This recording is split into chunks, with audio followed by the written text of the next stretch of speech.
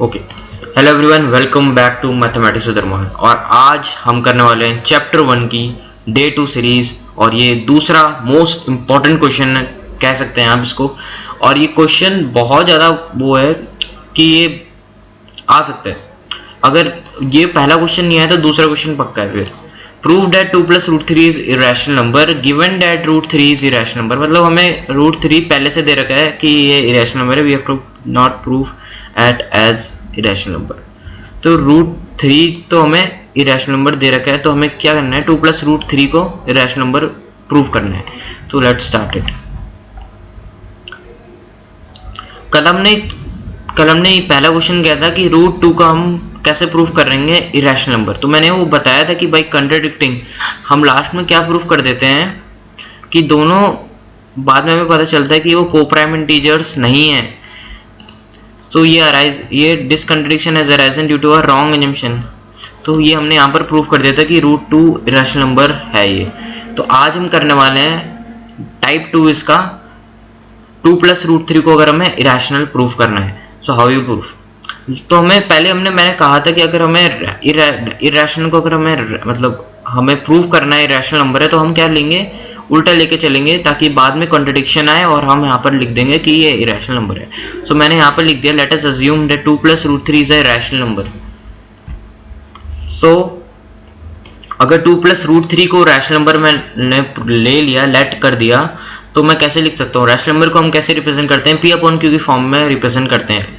So let 2 + √3 is equal to P/Q where P and Q are coprime integers. ये इसका concept coprime integers का मतलब मैंने बता दिया था पिछले लेक्चर में, मैं फिर से बताता हूँ। जिनका HCF 1 होता है simple, and Q is not equal to 0, तो यहाँ पर Q 0 नहीं होगा और P/Q को हमने कोप्राइम इंटीजर्स कह दिया यहाँ पर।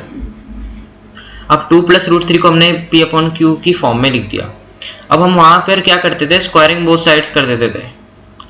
तो यहाँ पर हमें क्या करना है, ट्रांसपोज कर देना है। यहाँ पर 2 + √3 है, यानी कि 2 प्लस में यहाँ जाके करेंगे हम, राइट हैंड साइड में अगर करेंगे तो ये -2 हो जाएगा। और यहाँ पर हम इनका एलसीएम ले लेंगे Q का, तो P-2Q/Q हो गया।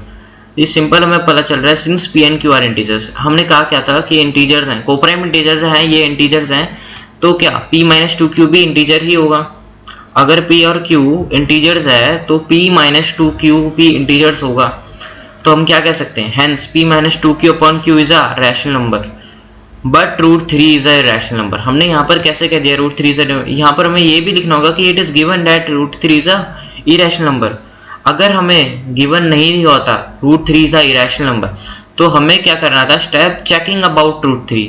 सो तब हमने फिर से लेना था एक और, फिर से हमने कॉन्ट्रडिक्शन के लिए हमें क्या करना था, √3 को हमने क्या करना था, प्रूव करना था कि इरेशनल। पर हमें यहाँ पर तो दे रखा है कि क्या है, √3 क्या है, इरेशनल है। तो मैंने यहाँ पर लिखा नहीं है कि √3 checking about √3।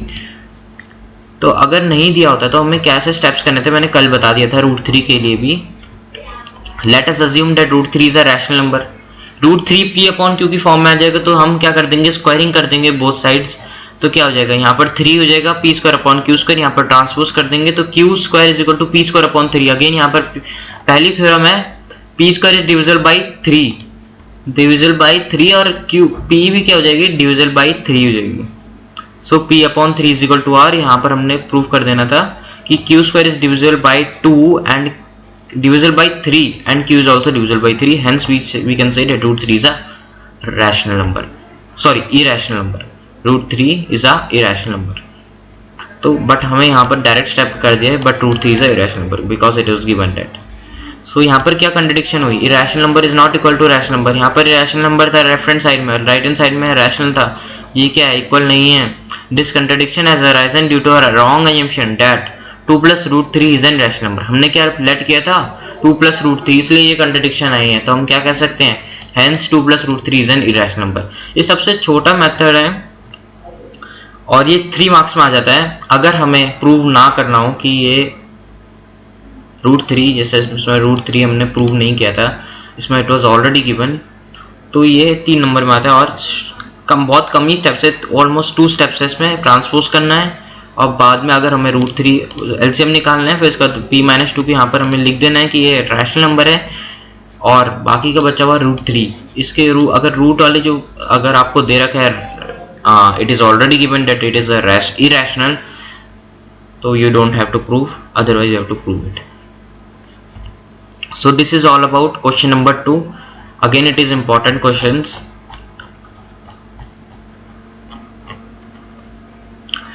Next question is prove that 5 plus √7 upon 9 is the rational number. Here we have to prove √7. So I will tell you what will be the steps tomorrow in day 3 series. So chapter 1 day 1 series I have uploaded already, and day 2 series I am uploading today. You can check it out, and if you have any doubt please comment in the section. Thank you. Jai Hind.